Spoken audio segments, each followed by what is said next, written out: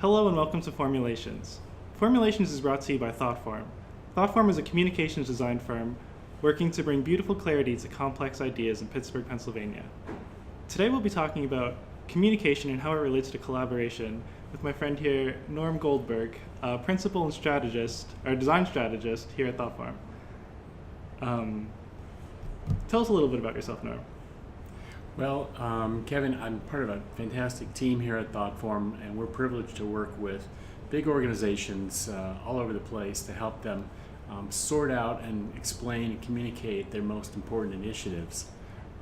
And that's what I look forward to talking with you about today. Great.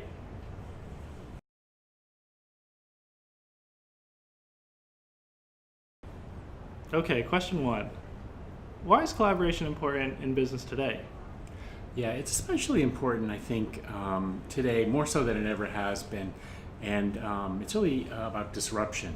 And a lot of that comes from digital technology, which has disrupted business in so many ways, opening new channels and markets, opening or obsoleting business models very quickly, shifting value from traditional skills to new skills, making data and information available in ways that it never was. Everything is changing. And the legacy norms of business are continuing to be shattered all the time. So in this environment, you've got to be very agile and very creative, really. Collaboration is a key tool in your agility toolkit. Because today the solution that you need often doesn't exist. You can't really find a legacy solution and kind of dust it off and tweak it and reshape it a little bit. It's not going to work. The solution that you needs to be created almost from whole cloth many times. And creation is a process of less of analysis and traditional methods and more of synthesis. And what I mean by that is taking a lot of diverse ideas and tools and information and finding how to put them together in an entirely new way. And that's a new process for a lot of folks. It's really a creative act, and it's a social act.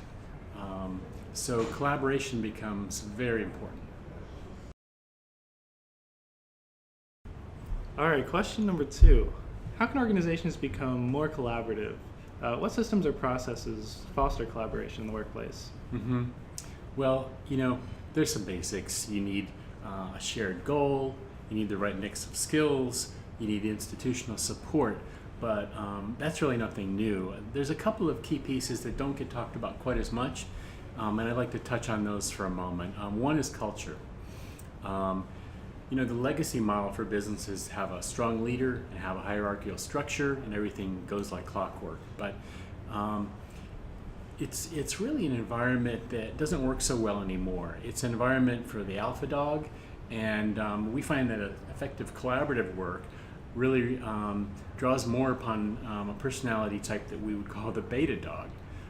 And what I mean by that is people who can listen well, who can facilitate others, who can kind of draw ideas out into the light for everyone to evaluate.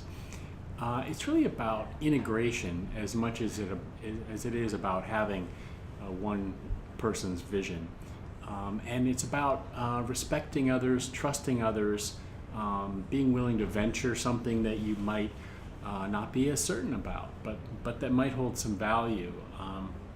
In fact, Google did an extensive study on what makes for good collaboration, and the concept that they decided was more important than any other is what they called psychological safety, which means that you're not afraid to say something that might be wrong. You're not afraid to go out on a limb. You're willing to trust the people you're working with and work together with them. And we find that's terrifically important, and we try to cultivate that here as well.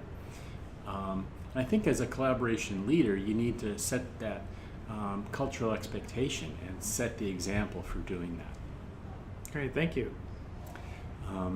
There's one other piece that I think is very important, which is alignment.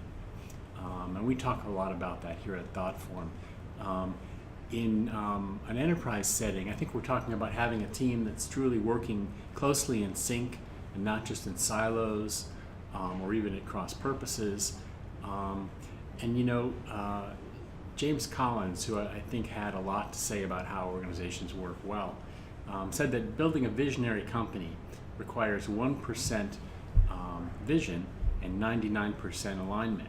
So I found that a very striking quote from him.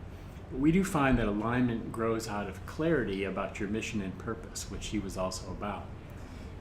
And that's a process. That's not something that happens in a day. But I can lay out a few key points.